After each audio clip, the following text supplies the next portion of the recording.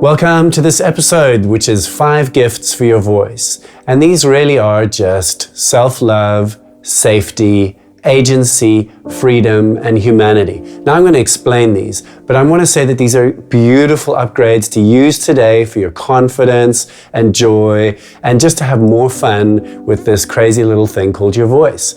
While you're at it, if you haven't before, please subscribe to my YouTube channel, and let's do this thing. So, number 1, self-love. It's incredible the degree to which we are brutally self-critical. And the crazy thing is I work with people in my courses and one-on-ones, and I'm talking to people on email all of the time. And the degree to which people criticize and shame their own voices is heartbreaking, but it is so pervasive.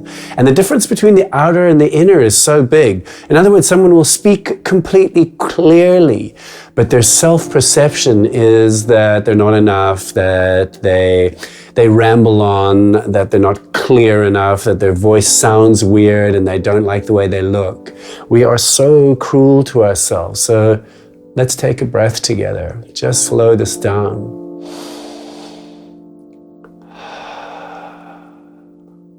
So let's heal. Let's soften our hearts, including towards ourselves. Let's be kind. And from a place of heart, beautiful things can happen. So, gift number two is safety. Most people actually never really give themselves safety or consider that they should give themselves safety, and we need so much more safety than we ever think. You know, that's one of the things that I've observed working as a practitioner and talking with the most skilled healers that I know, is that most human beings need so much more safety than they've ever known in order to heal, thrive, have joy, be themselves again, and rediscover their spontaneity. So I'm going to just say, please take care. Give yourself that safety.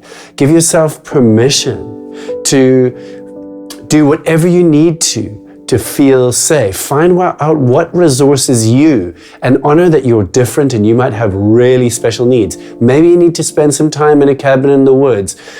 I don't know what you need, but find out what it is for you.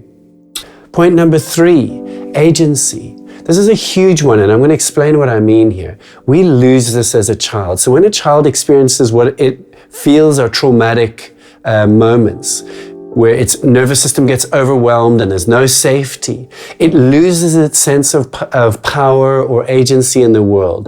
We lose our sense of, I am powerful, I can change this. And so we learn helplessness. And so by the time we're an adult, we're so used to feeling certain ways, or going with the flow, or doing what we're told. And that I can't, that frozenness or paralysis is part of what keeps us stuck. So recover your agency. Start believing I can change anything. I can overcome powerlessness and helplessness. I can return to a nervous system that feels powerful. And that includes learning to say no to other people. I don't like this. Learning to express discomfort. And in groups, instead of going with the flow and just fitting in, meet your needs. Give yourself agency. You know, I see this in my courses so much, that because in group work, people feel that they need to do what everybody else is doing. And they also look at each other. We all do this. They look at each other, and if I'm not doing what everybody else is doing, then there must be something wrong with me. And that is actually part of where we deeply dishonor ourselves. And I can see my clients flood their nervous systems by not following what's going on. And what am I feeling? Actually, this is too much. I need to back away from this. And instead of backing away, they stay in the situation that's really hurting them. So take back your agency.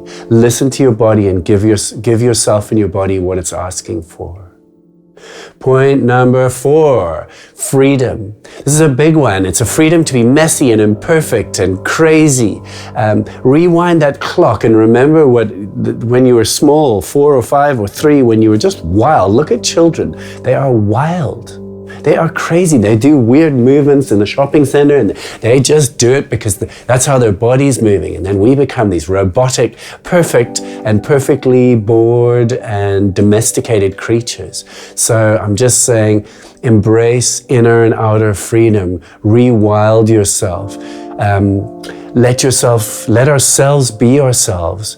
Drop the perfectionism. And that leads me into point number 5, which is humanity, being human. So allowing ourselves to be real, stop pretending that we're always okay or that we're perfect or needing to always appear perfect. Let yourself kind of go out in your sweatpants and all the things. And perfectionism is this frozen neurophysiological, mental, emotional pattern of having to be perfect. And it is the death of our joy. It's the death of creativity. So rewilding and letting ourselves be human again, a messy, imperfect, delightful, loving, sometimes furious human being, just living a human life. And just giving ourselves license to make a lot of mistakes and not taking this life too seriously. It's honestly, it's so short, this thing that we're doing. I can't believe how quickly the years are passing, and it's all going to be over so soon. So let's have some fun with it. So, and as we move from this tight grip on life and everything so damn serious, living with heart, and maybe within all of this, moving from me and my stuff to we and us. Let's do this together. Let's dance together. Let's sing together. Let's celebrate and share the joy and the pain of it all and live a life with heart. And that's the best we can do. So in summary, self-love, safety, agency, freedom, humanity. Which touched you? Let me know. Send me an email, drop a comment, message me, do all the things. It'd be great to hear from you.